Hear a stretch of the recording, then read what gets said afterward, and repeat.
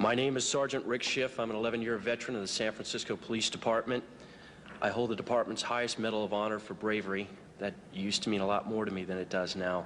What I'd like to talk to you about today is my now 7-year-old daughter. This is an identical twin. Her sister is now dead. Her sister, when she was 4 years old, Kristen, developed a highly malignant brain tumor that had spread throughout her spine and her brain. The doctors told us that we had really two options: take her home, let her die, or bring her in for massive dosages of chemo and radiation simultaneously.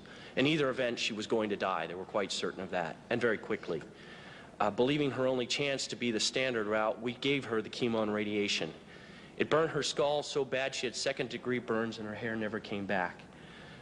To change her diapers, we had to wear rubber gloves because her urine was so toxic and it burned her.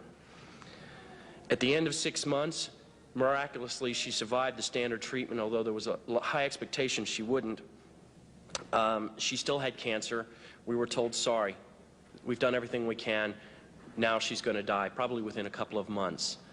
My wife and I, choosing not to accept that, started reading. The first book I picked up, the third chapter, discussed Dr. Burzynski. As you may guess, I have some expertise in fraud. In fact, I'm quite certain there are enough attorneys in the room that I could be vordeered as an expert in fraud. And I conducted my own investigation. I have no doubt the man is not a fraud.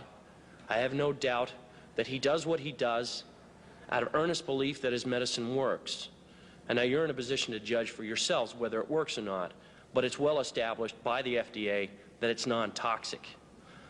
18 months later, we took my daughter off the anti-neoplastin. She had not died. She had no signs of tumor. She remained free for 18 months of cancer. Within a month, the cancer was widespread in her brain. We put her back on Burzynski's. By the way, at the objections of our doctors, for some reason felt that it had failed her. We put her back on. Within 9 weeks, the tumor was completely gone. She died last July of neurological necrosis. Her brain fell apart from the radiation. The autopsy showed that she was completely cancer-free. Out of 52 cases of that disease ever, no one died cancer-free, just Chrissy. So she didn't die of a terminal illness. She died of my inability to care for her properly, and she died from bad advice. She died because there's a government institution